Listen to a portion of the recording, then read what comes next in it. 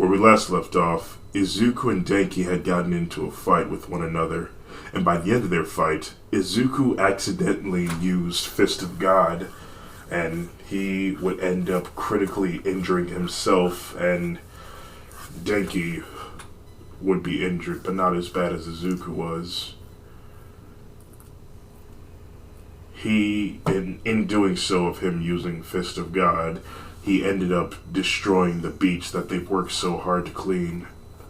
A few hours later, Denki woke up in the hospital and found a note in Izuku's bed telling him that, saying that he wanted to find out more about his mother, and so he left to go seek more information about her. A few hours after Izuku had left, in the police station, Denki sat a few feet away, just thinking about his brother and how he felt it was his fault that he's gone. The parents were talking to a police officer, and the police officers would say that there's nothing that they can do about this. One of the reasons is because in Izuku's note, it said that he was going to the woods to seek out more information about her, so they know where he is. The other reason is that Izuku will most likely be in his wolf form, making it hard to identify him if he does not want to be found. The police officers would apologize, and they would also inform them about Izuku's new medical condition, if you may. You see, Izuku had damaged his body, with the burns and the broken bones of One For All destroying his body angrily. Angrily, he used One For All, He destroyed his body to a point where the doctors had to sever his spinal thalamic tract so that he won't be able to feel pain. Father says, wait, he can't feel physical pain? It's for his own good, said the police officer. He would have spent the rest of his life screaming. Wait, but does he know that he can't feel pain? We are unsure, ma'am. Soon, their conversation comes to an end, and Mother would tell Denki that it's time to go home. For the past week, Denki has been moping around in his bed, not leaving to eat or go get a drink, just constantly punishing himself for he feels like it's his fault that Izuku left and that he wanted to say that he was sorry for what he had made him do. He felt responsible for Izuku's inability to feel pain. But then, suddenly, the thoughts of Nana Shimura popped in his mind. She could tell him where he is. After all, he's got One For All. So, Denki gets in a meditative position and he concentrates, and soon he finds himself at the spirit realm where the previous users of One For All lie. Denki would look at Nana Shimura and would ask her if she could tell him where Izuku is so that he could bring him back home. But, sadly, Nana would tell him that they can't. But why not, asked Denki. Nana would go on to tell Denki that Izuku asked them to not tell him because he wanted to do this by himself. Denki would fall to the ground out of sadness, just angry at himself that his brother's just gone like that. I just want to tell him I'm sorry and that I never meant to hurt him. He felt a hand on the back of his shoulder, and he looked up and saw one of the shadowy figures. Hey man, I know it's a... Hey now. It's alright. Your brother's pretty strong. He could handle himself out there.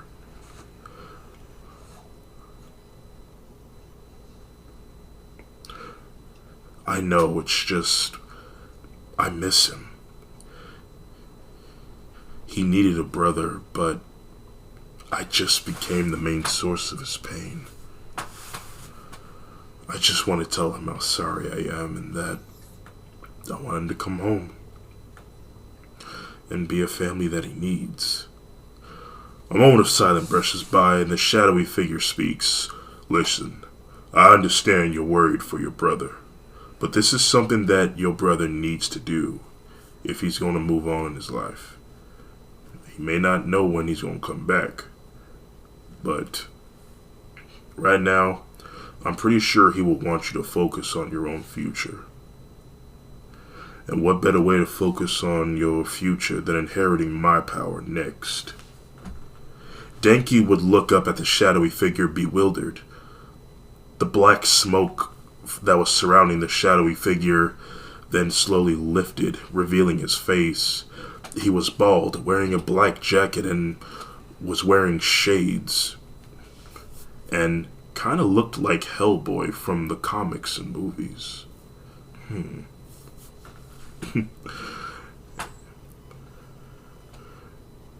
Kid, my name is Banjo Daragoro, excuse me. And the quirk that I want to give you is called Black Whip. And it's not going to be an easy task, but with a little more time, you could control it. Do you accept? Denki thinks for a second and says, do you think that Izuku would get this Black Whip quirk? Yes, he will. Okay, I'll do it. But you guys have to inform Izuku of this new power so that he doesn't end up hurting himself. They all nod their heads in agreement. Okay, I guess we should get started. Nana steps forward and says, okay, but we're going to have to talk about you getting out of bed and getting to school. You need to keep up with your education. And don't worry about your brother. We'll keep a close eye on him. Okay? Please do. We then fade to black and then reappear into reality. He then sits up in his bed and rubs his eyes. Alright, Izuku, if this is what you want, then I hope you'll find what you're looking for. He looks at the time and sees that there's still some time to get to school before the final bell, and so Denki readies himself and heads out the door. Alright, Mom and Dad, I'm about to head to school. I'll see you later. Oh, well, see you later, son. Have a good day at school, sweetie. Denki then heads out the door and onto the bus to get to school. Soon, he reaches his class just before the final bell, and Aizawa enters the room, and he informs everyone about the sports festival coming in just about 3 weeks. Around lunch hour, Denki would be sitting at a table by himself thinking about Banjo's offer on Black Whip. He thinks about the possibilities of his training regime and what would be required in order to handle this new power. While he was thinking, a few of his classmates came to comfort him. Oh, hey guys. Jiro's the first to speak. Hey, Kaminari, we haven't seen you in a few days. How's your brother? Denki would go on to tell them that Izuku had ran away to find out more about his mother. Yeah, I never even got a chance to tell him bye or that I'm sorry about the fight that we had before he left. He lays there on the he lays his head on the table and Jiro comforts him. Hey, it'll be alright. He just needs some time. And hopefully he finds himself, because honestly I'm starting to miss him too. Denki would look up and smile and say, I do hope so too. After school, his classmates would want to join in on doing some after-school activities. Jiro would ask Denki if he would want to join in, but Denki would turn them down, saying that he had to go do some training for an important assignment that someone had given him, hiding the fact of Black Whip.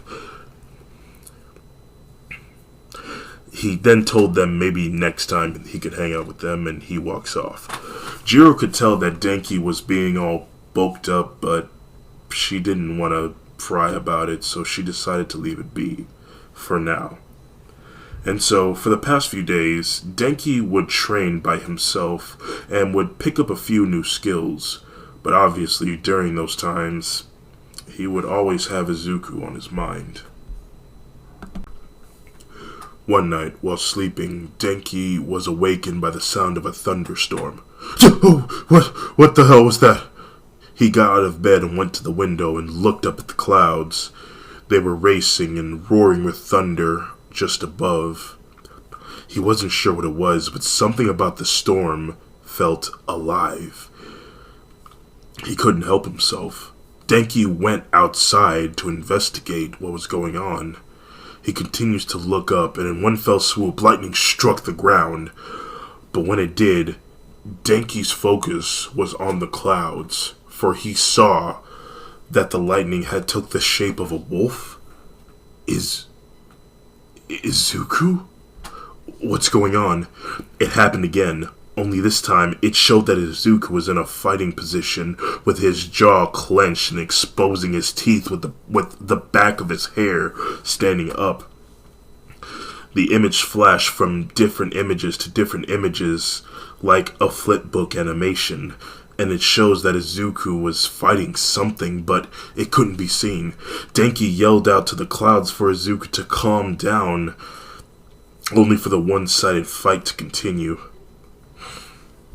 At one point, Izuku looked like he was slapped across the face, and an image showed that he was laying on his side.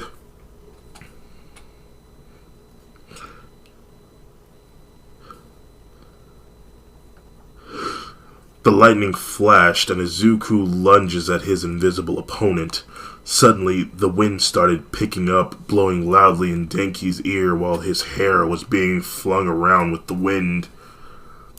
And at the same time, he heard the snarling and growling of his brother's feral anger just unleashing. Denki's nerves were getting to him, and he heard...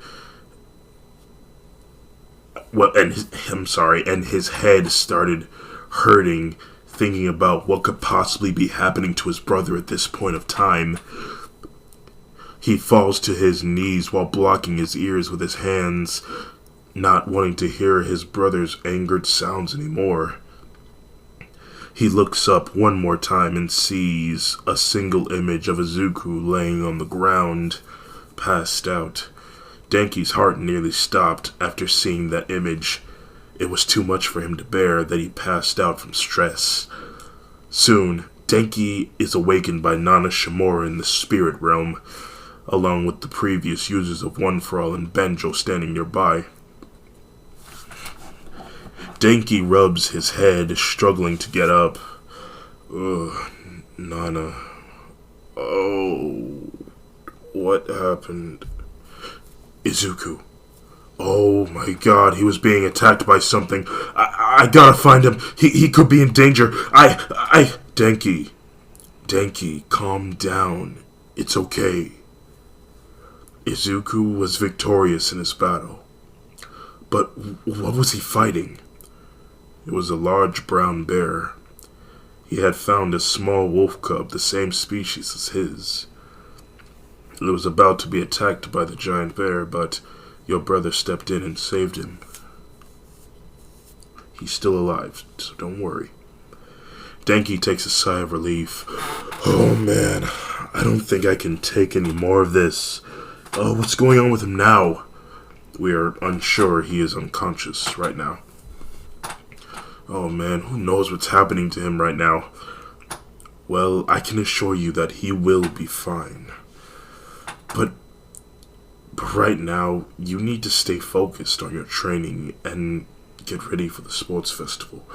I know, but I just need to talk to him. Suddenly, they hear, well, if you want to say something, then just say it.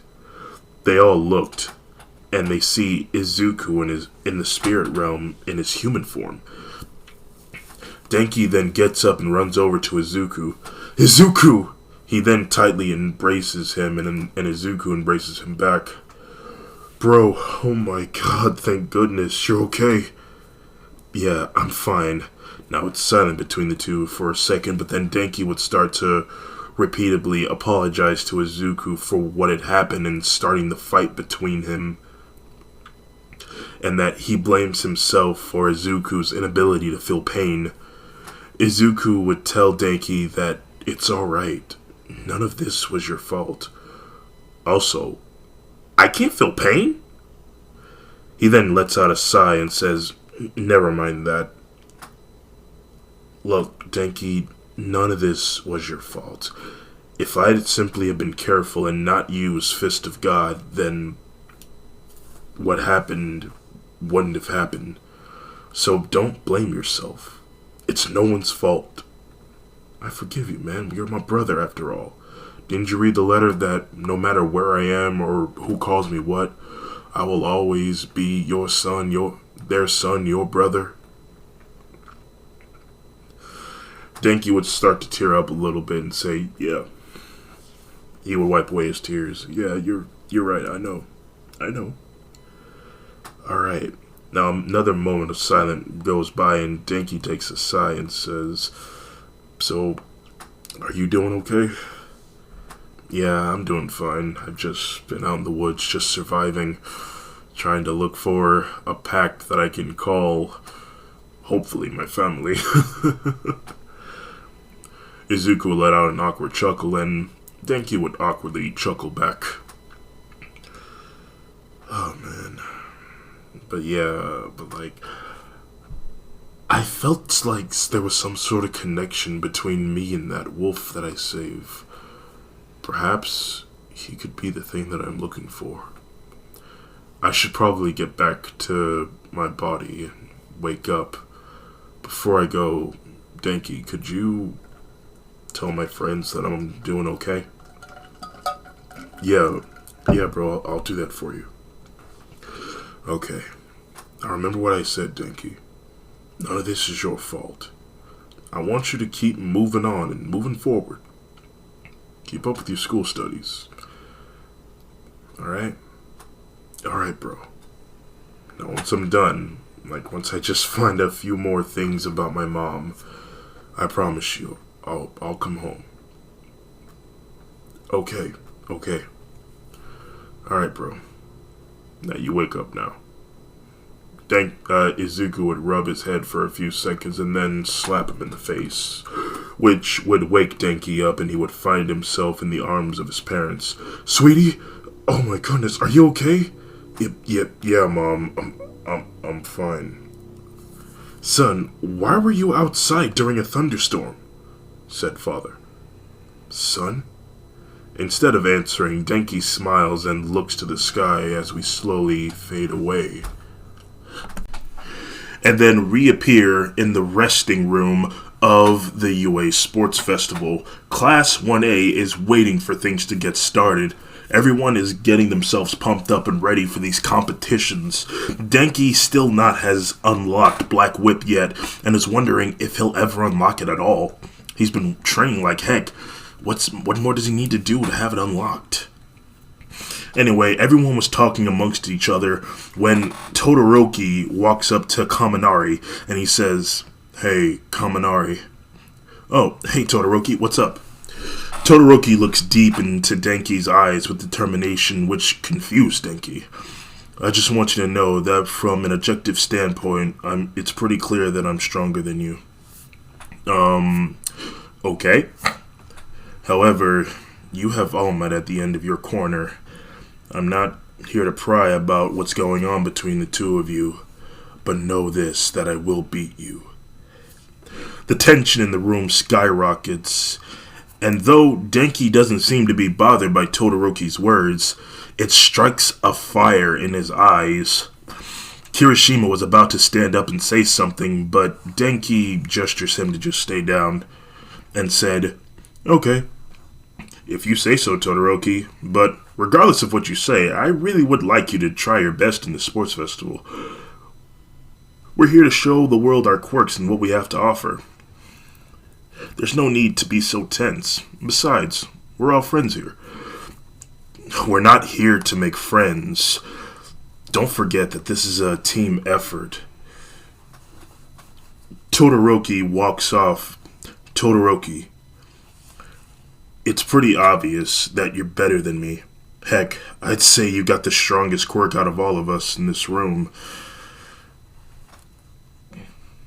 That's probably why you got into UA so easily. Heck, one part of my quirk breaks my bones if I push myself too hard. Kirishima stands up and says, "Hey there, Kaminari, I think you're being a little too hard on yourself." No, it's true. There are others out there who are going to do their best. It's important that we all go plus ultra. Everyone would begin to smile at Denki's words of wisdom, but Todoroki would storm off, and soon everyone would leave to head to the stadium. But just as Denki was about to stand up, he felt a hand on his shoulder holding him in place. He looks up and he sees Bakugo waiting for everyone else to leave the room. When everyone else left the room, Bakugo walked past Denki and towards the door, but stopped when he reached the frame of it. He then glanced over his shoulder looking at Kaminari and whispered, "I'm sorry." He then leaves the room and Denki smiles, a bit confused, but he sees that Bakugo is becoming a softie on him. Before things get started, Todoroki would look at... Oh wait, I skipped this part. Soon, everyone is outside, and the first round is a foot race. But before things get started, Todoroki looks at Kaminari with a devious look. And Kaminari would just smile and give him a thumbs up. Everyone took their marks and waited for the red lights to turn green, and when the red lights turned green, everyone entered the tunnel, pushing each other over and walking over each other, just trying to get through. And just as they got halfway through, Todoroki would coat the ground in a thick layer of ice, which would snare a lot of people in their place. But a few of his classmates would actually manage to get past him, and Denki would use full cowling to get out of the tunnel. When Denki passed Todoroki, he would yell at him, "Plus Ultra!" Todoroki grins and picks up the speed. Just as he turns the corner, they saw an army of small 1 to 3 pointer robots, and a few 0-pointer robots, just as a good measure. Todoroki takes action and runs in, freezing a few smaller robots. Denki would activate full cowling and run past the robots. Each one that he touched would cause them to explode from system overload, if you may. Soon, everyone else shows up and sees Denki and Todoroki taking down the smaller robots, and then they run in to assist them. When Todoroki reaches the 0-pointer robots, he purposely made one of them fall forward, with Kirishima and Tetsu in the falling path of the robot. Both of the boys prepare for impact, but when they heard a loud thud, they didn't feel anything. The impact didn't came. When they open their eyes, they see Denki panting and with his arms reached out in front of them. He pushed them out of the way. Kirishima and Tetsu would thank Kaminari for the rescue, but they cursed Todoroki's name for nearly killing them. But Todoroki pays them no attention. Soon, Denki defeated the rest of the robots by doing a little leeching from their energy, a little something that he picked up from his training. Soon, they come across the canyon, which Todoroki jumped from pillar to pillar to make it across. Soon, everyone else catches up with him, and he makes it to the other side.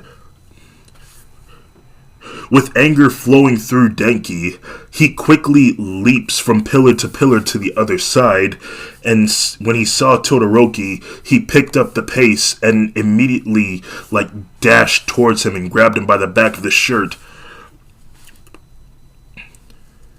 And then he starts chewing him out for nearly killing his classmates and another classmate. Todoroki scoffs and turns around, but Denki jumps in front of his path. What's wrong with you, What's wrong with you, dude? Is winning really that important that you would risk the lives of human beings? Get out of my way, Kaminari. Where do you come from where you value first place than other people's lives? That is petty, and that is something that a villain would do, Todoroki. Todoroki grows frustrated, and he sees that other students are catching up to them. And so, Todoroki would then use his right hand grabbing a hold of Denki's left forearm, and he would activate his ice quirk while still holding Denki's forearm, giving him a severe frostbite burn in the shape of his hand. While he was distracted, Todoroki ran past Denki, leaving him to wallow in pain. Denki was on the ground, just holding on to the burning sensation where Todoroki had touched him. While he was on the ground, a few of his classmates would stop to make sure he was okay. Uraraka would ask him if he was, but Denki would show them the frostbite that Todoroki had left on him. Ida speaks up, saying that what Todoroki did was unacceptable and that he must be disqualified.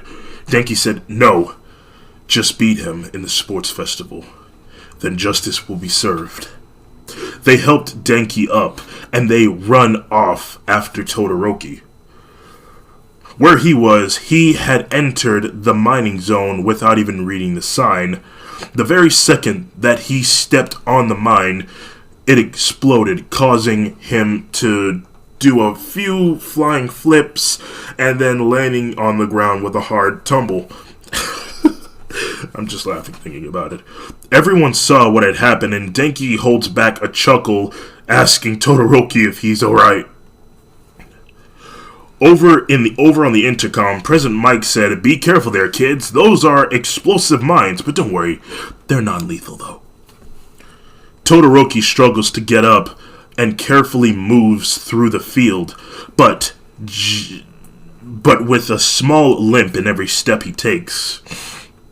Soon, he was being approached by others. Todoroki would conjure a path of ice that would lead straight to the exit. He didn't care that other people would use this as a way to get to the other side. He didn't want to come in any other place but first. And he was right. Other people were using that path to get to the other side. But so does Denki. Denki would tell Ida to race him to Todoroki, to which Ida would nod in agreement, and the two would zoom past everyone else. The two would power up their powers and would soon catch up to Todoroki just about 2 feet behind him. They enter a tunnel. This tunnel leads to the finish line, and just as they are almost there, that Todoroki was about to come in first place, Denki then looked at Ida, and Ida nodded in agreement to what he wanted him to do. They then picked up the speed just a little more, and then they purposely tripped over their shoelaces while saying, "Oops." They both then tumbled, flopping over each other, and then Todoroki got caught in the crossfire of that. Soon they all just find themselves just constantly just tumbling over each other, just falling. Then soon they pass the finish line, completely unaware of who passed the finish line first. Todoroki says, "You two did that on purpose." The two boys would object to this. Denki says, "No, of course not. That was completely by accident. Right, Ida?" "Oh, yes, of course. I tripped over my shoelace and I accidentally fell on you. My deepest apologies to you, Mr. Kaminari."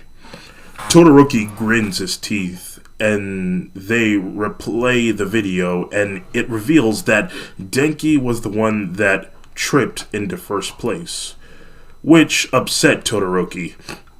He then gets up and stomps off. Denki and Ida would help each other up, and Ida would look at Denki's arm with the frostbite, suggesting that he goes sees Recovery Woman.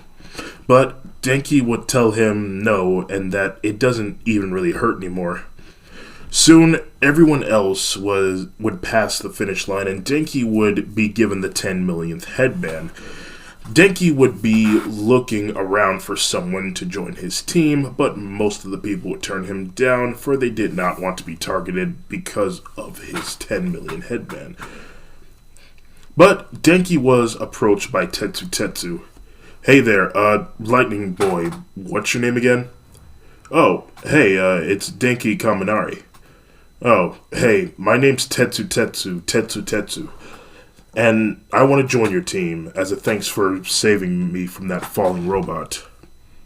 Denki says, oh, well, it's alright, Tetsu. If anything, I'm just glad that no one got hurt.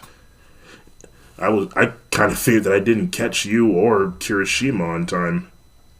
You don't owe me anything. Tetsu would say, see, that's the thing. I couldn't help but notice that all of these cowards are avoiding you because they're afraid. And if you as me, and if you as me, and if you ask me, no man should be left alone just because he has a few points. Denki smiles and accepts him in. Before he could go off finding a second person to join his team, Uraraka tapped him on the back of his shoulder. Oh, Uraraka. Hi. Uraraka says, hey, I wanted to know if I can join your team. Oh, yeah, sure. We already have Tetsu on our team. We just need one more person. He would look around, and he would convince Tokoyami to join his team, to which his team was now ready for things to get started. Everyone equipped their headbands, and they waited for midnight to say begin. Everyone charges in at one another, and Todoroki's team is the first to go after the 10 millionth headband. Denki and his team ready themselves, and then Todoroki tries to take the headband away from Denki, but Denki would grab a hold of his wrist, stopping him. The two would wrestle for each other's headbands, and at one point, the two stare into each other's eyes with determination, and Denki said, so, are you going to give me another permanent scar?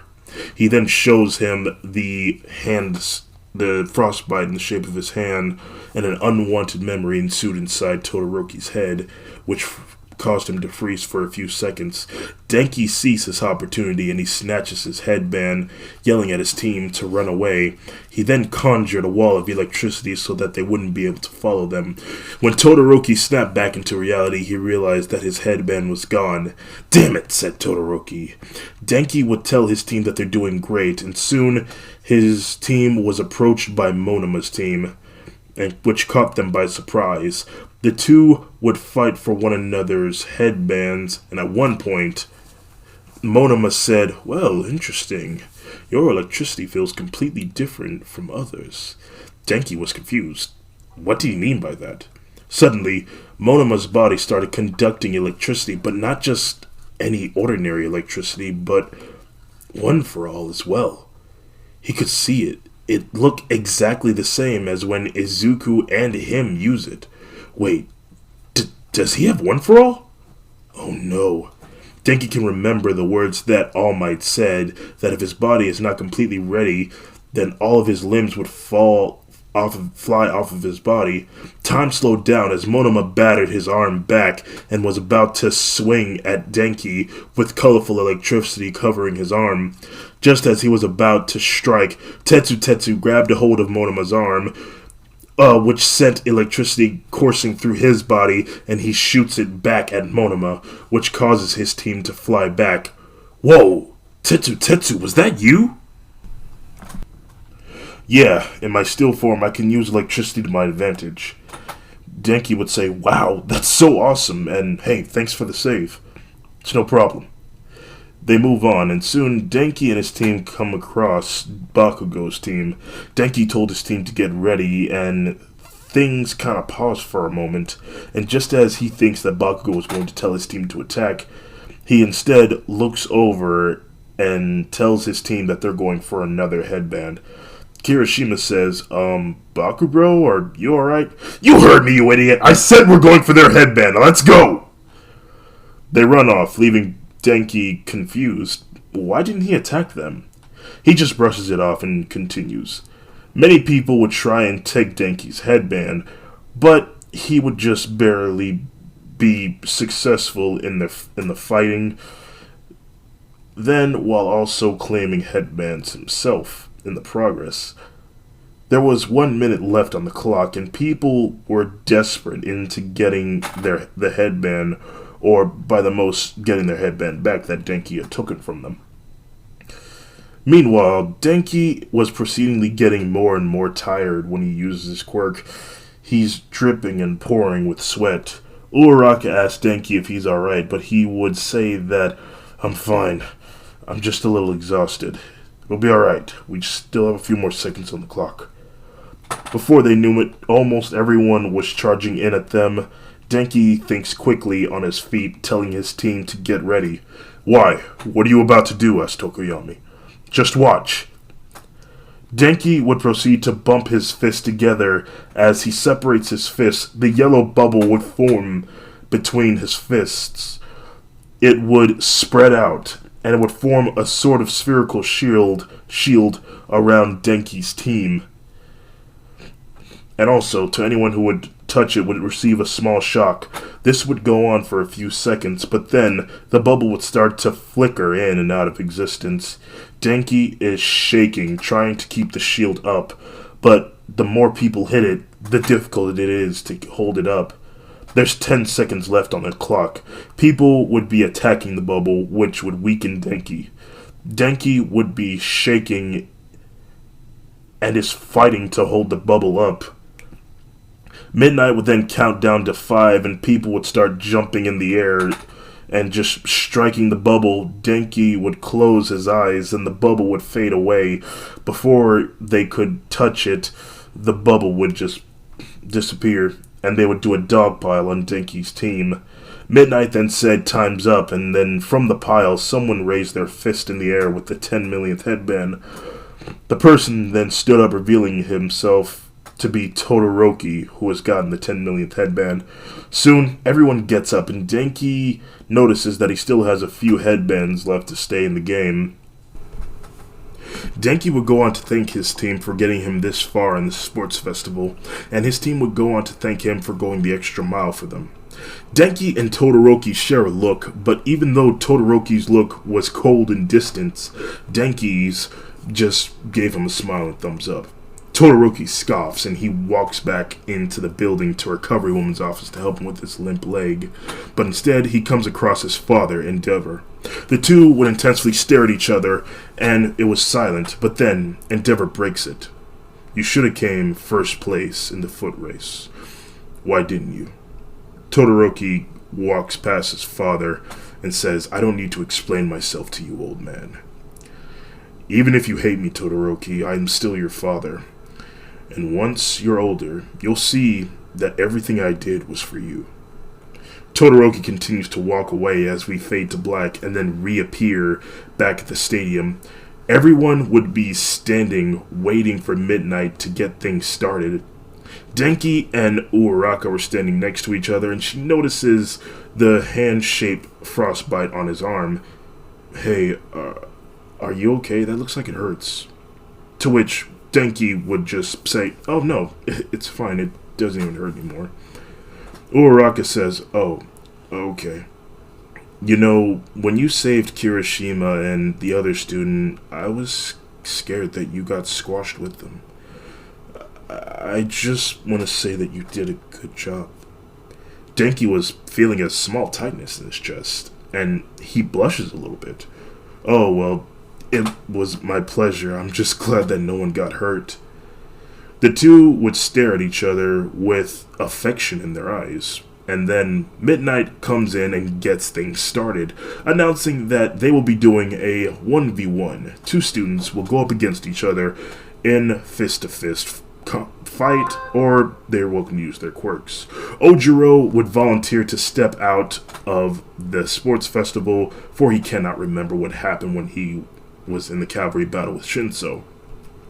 Midnight would allow it, and everyone's fight would go kind of the same. The only difference is Zuko isn't there, so someone else will go up against Shinso, and they would just defeat him just like that.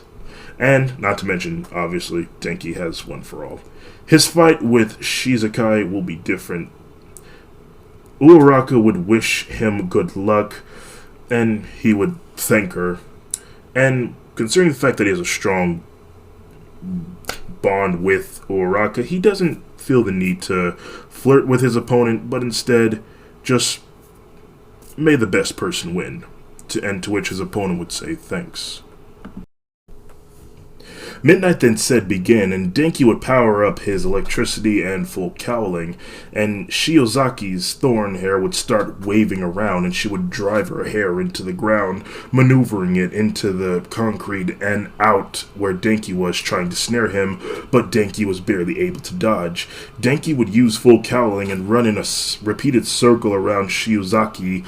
She would try to use her hair to catch him, but she would always miss. After doing this for a few seconds, she would proceedingly get tired and start to slow down. Hey, can you slow down? I'm sorry, but I'm here to win, but of course I'm not gonna risk your well-being just to do so. He stops. He stops running, and he shoots electricity near her feet, scaring her, causing her to take a step back. And then again and again, until she sees what he's doing. He's trying to scare her out of bounds.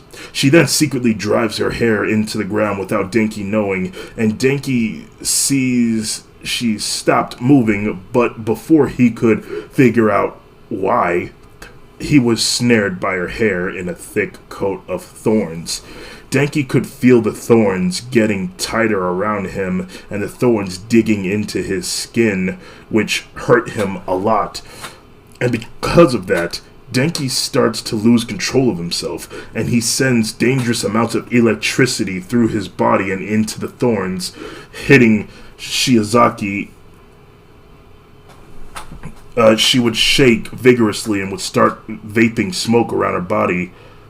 She falls to the ground, and the thorns surrounding Denki would unravel around him. He was bleeding in many parts of his body. He wallows around on the ground for a few seconds, and then he looks at Shiozaki, who seems unresponsive on the ground. He tries to get up to see if she's okay, but somebody yelled at him to stay down, to which he did while saying, "Okay, okay." Medics ran over and took her to the hospital, while Denki was taken to a private room and waited for someone to talk to him. The door opens, and Aizawa and a man with a dog for a head enters. They would inform Denki that Shiozaki was okay. He just electrocuted her to the point of passing out. Denki would sigh in relief, and Aizawa would tell him that they will let him off with a warning, but he cannot go that crazy ever again. To which Denki would agree to these terms, and they would allow him back into the arena. He nervously walks over to his friends and says, hey guys, I'm sorry, I didn't mean to hurt her. To which his classmates were okay with him, but Ida would suggest that he take some sort of self-control classes, and he would sit down and they would watch the fight. Some time would pass, and since Denki defeated Shiozaki, I'm sorry, I keep almost forgetting her name, it was going to be Ida versus Denki.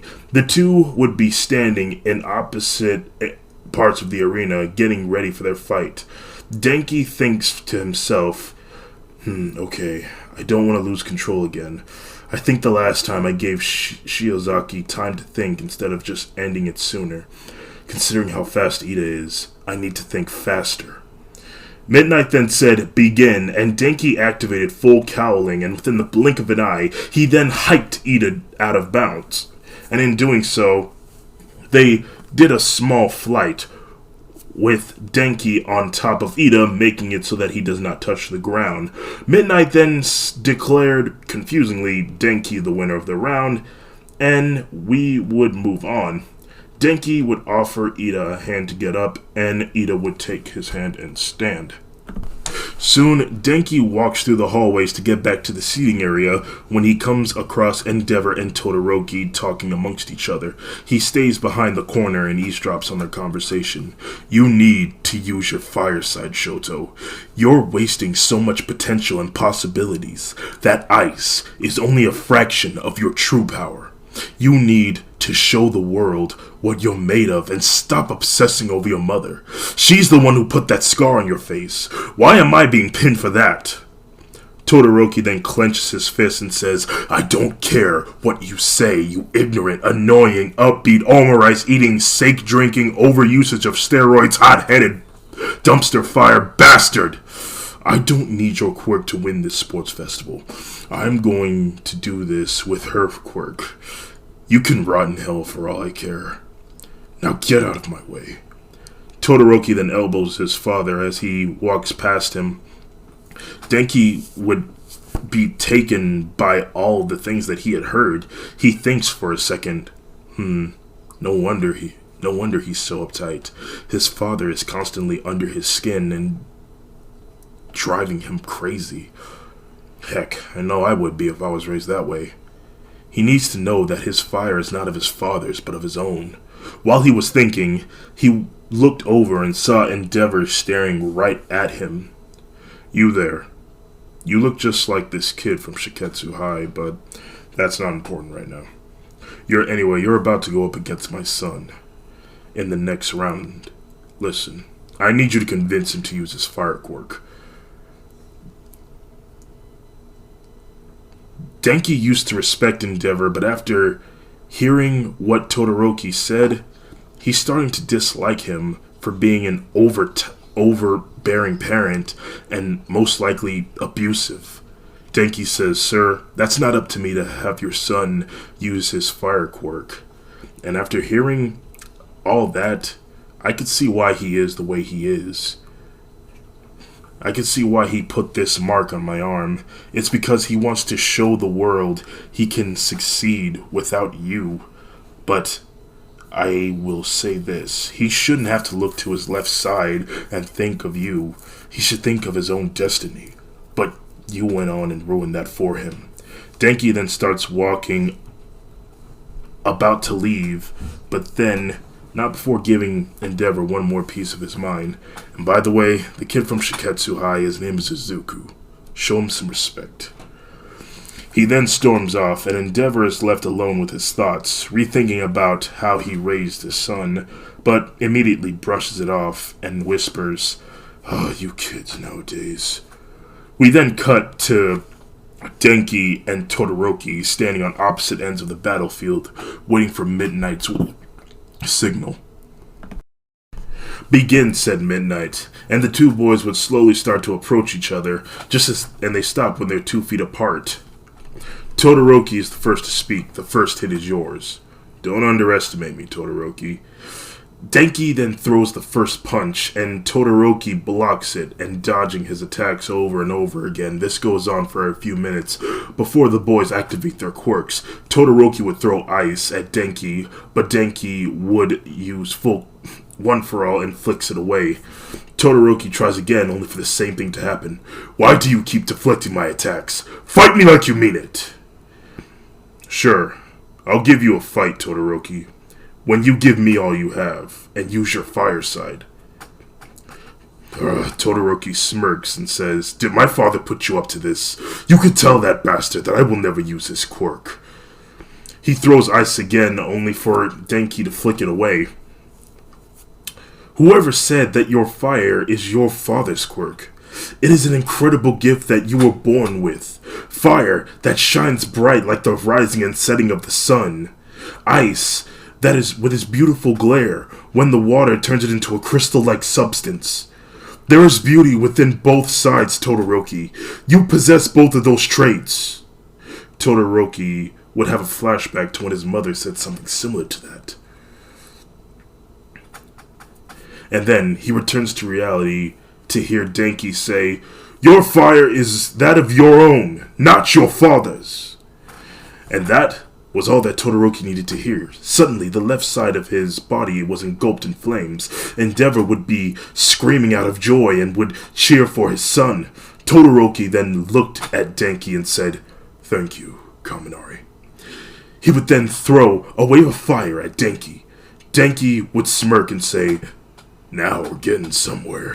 Denki would then power up One For All in his electricity and would dodge Todoroki's flames. The two boys would blast each other with their elements. Todoroki would burn parts of Denki's clothing, and Denki would burn parts of Todoroki's clothing with his electricity, which would cause him a lot of pain, but he had the body of a warrior and fought through it. Their battle would intensify, and soon they would move on to fist-to-fist combat, with their elements still emanating off of their bodies. With each hit and block on each other, they would create a sort of blast wave that would start cracking the buildings around them.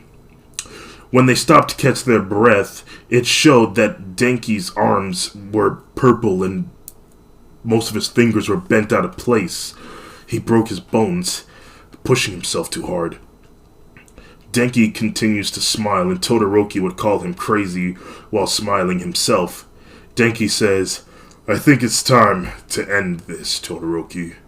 Todoroki smirks back and says, "I couldn't agree more."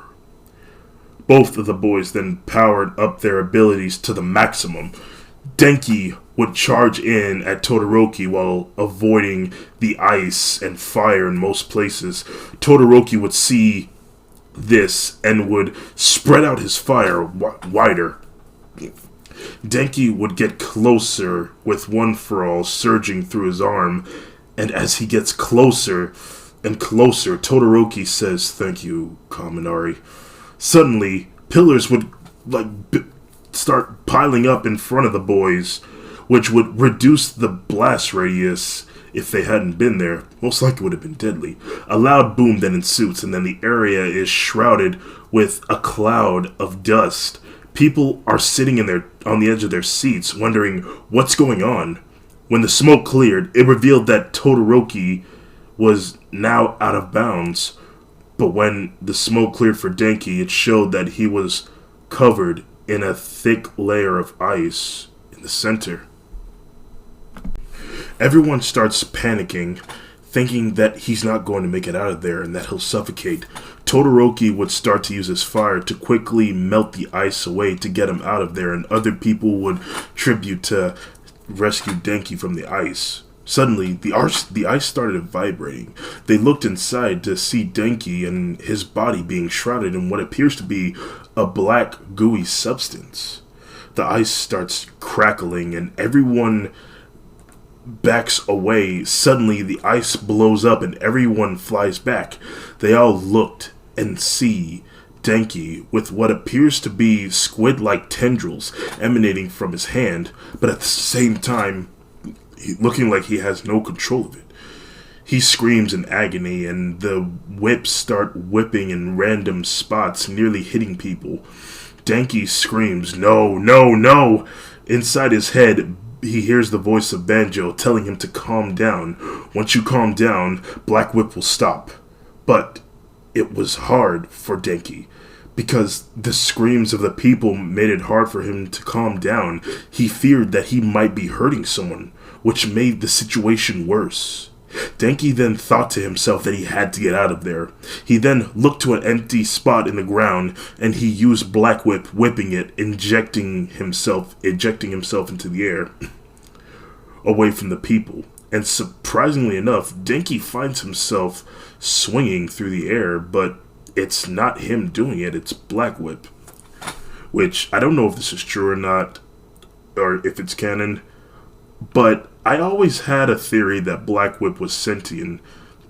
It was like a sentient substance that was capable of acting on its own, but I digress. Denki would be taken by this and would also look around. No, and then he just starts having fun. about like how high and how fast he was going. It was getting his adrenaline rushing. He didn't even know that he was like swinging towards downtown.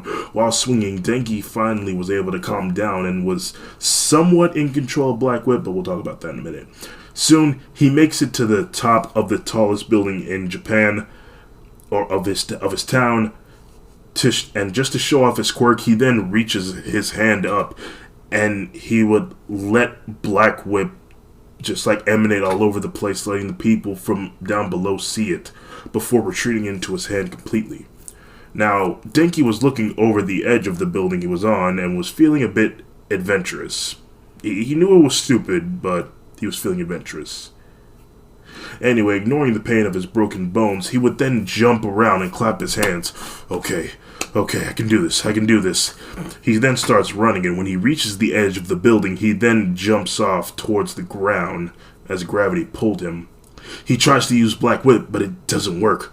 Ah, crud, come on, why isn't it working? You were just working a second ago. The wind starts whistling loudly in his ear, and as he gets closer to hitting the hard concrete ground, Denki just tells himself, okay, just focus. Reach out, just do it. He then does this and he yells, Black Whip! From his arm, a Black Whip activates and it starts grabbing a hold of the building, catching him on time. He then starts swinging around the city like Spider-Man and would actually start, like, screaming in joy, just like having fun while doing it. He then makes his way back to the sports festival, but on foot, and immediately he was surrounded by other students and his classmates asking him, what was that? Denki would think quickly and say, I think it was another quirk that I unlocked when I had a near-death experience. Todoroki steps forward and bows to Denki, apologizing for his actions, and Denki would forgive him. Denki would be taken aside, and the adults would ask him the same question, and Denki would say the same thing. Anyway, they took him to Recovery Woman. She recovered his hands, and he was going to move on to the final 1v1 with him versus Bakugo.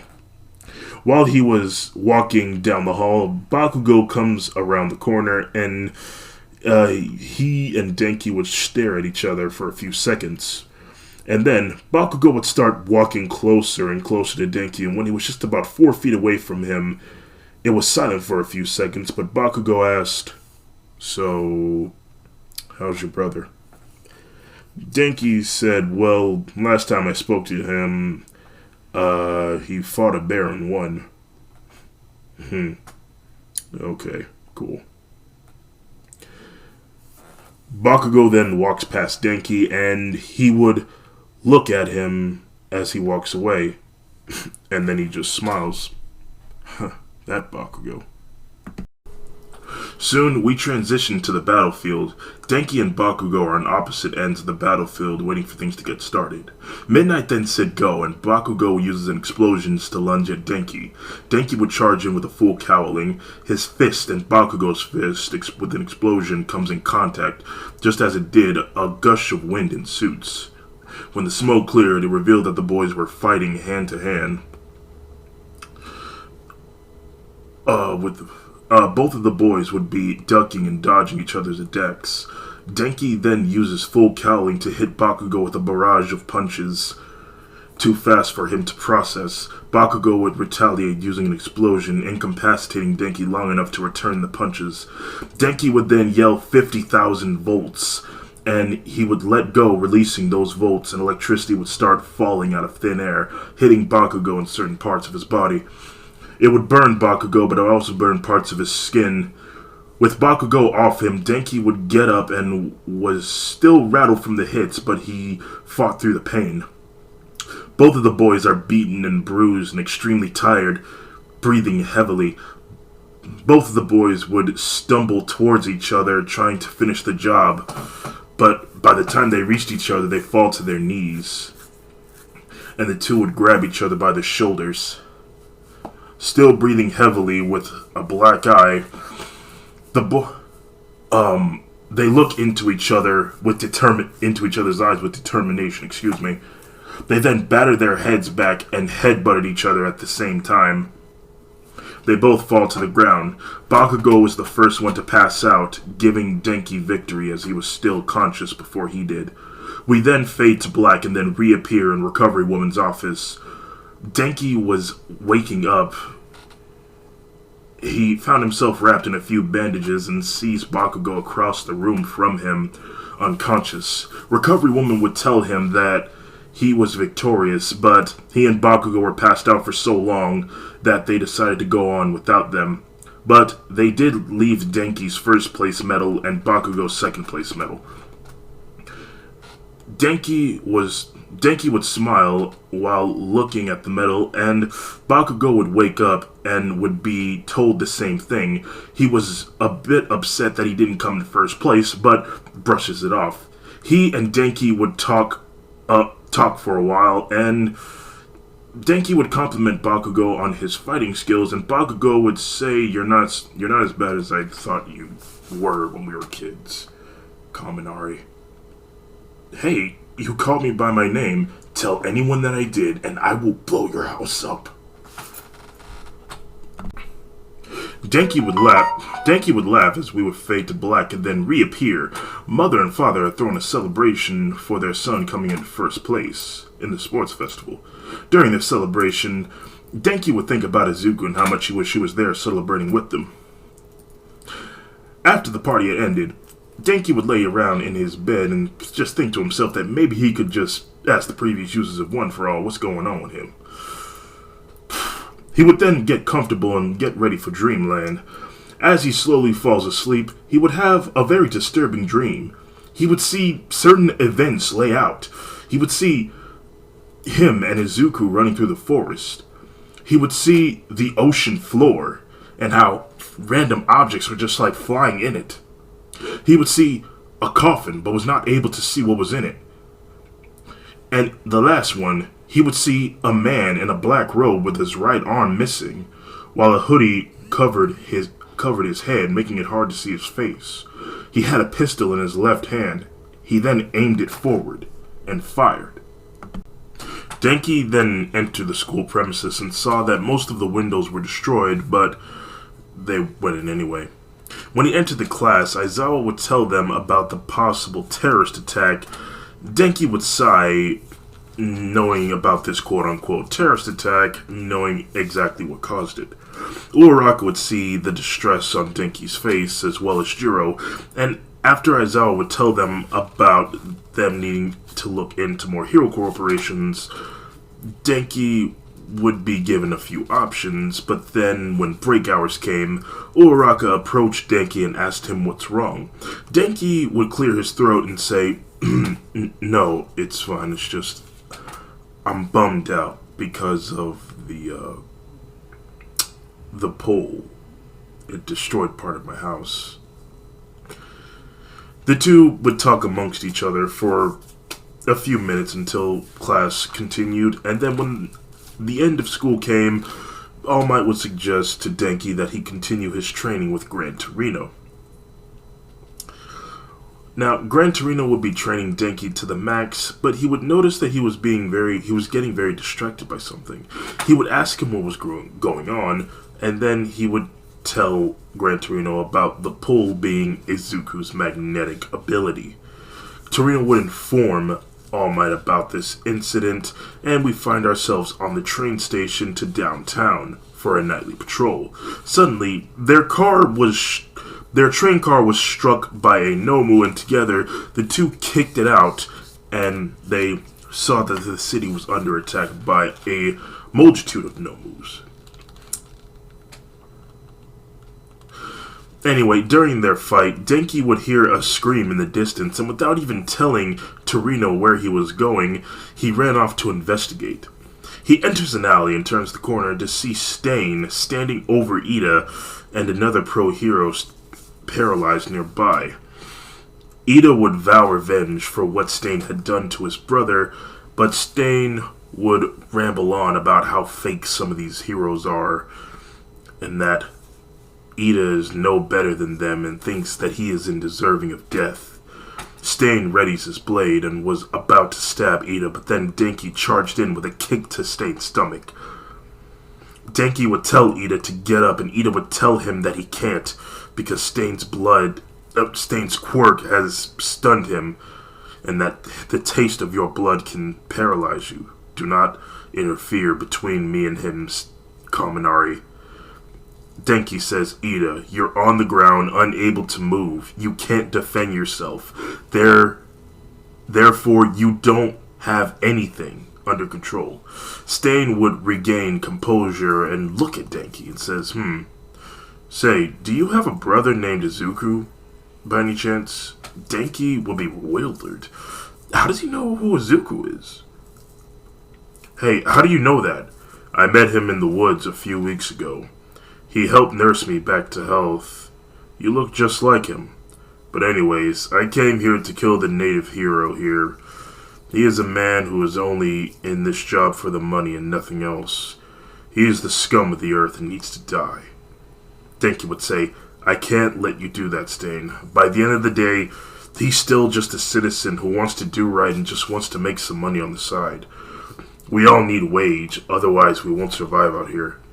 Stain then sighed and drawed his blade, saying, You disappoint me. At least your brother said words that actually moved me. But you're just like everyone else. As much as it pains me to do this, you deserve death. Stain and Denki would ready for battle, and they lunge at each other. Denki would kick Stain and would barely be able to dodge Stain's blades, and after a few minutes, Stain was about to get a cut on Denki and would lick his blood, paralyzing him. Stain breathes heavily from Denki beating him. Okay, I'll give it to you, kid. You gave me a good fight. But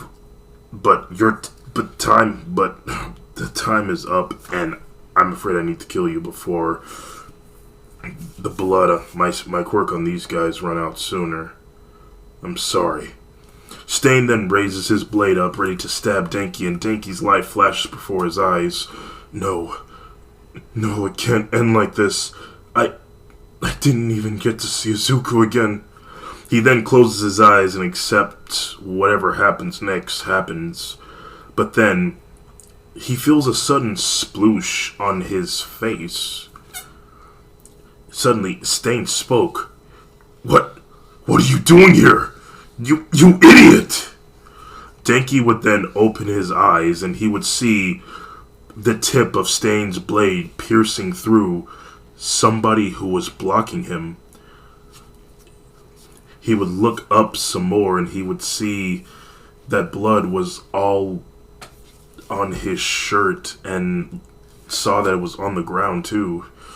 He then looked up even further and saw that it was Izuku, which Stain's blade had pierced through the right side of his shoulder and completely through his torso. Izuku? Izuku would say, Hey,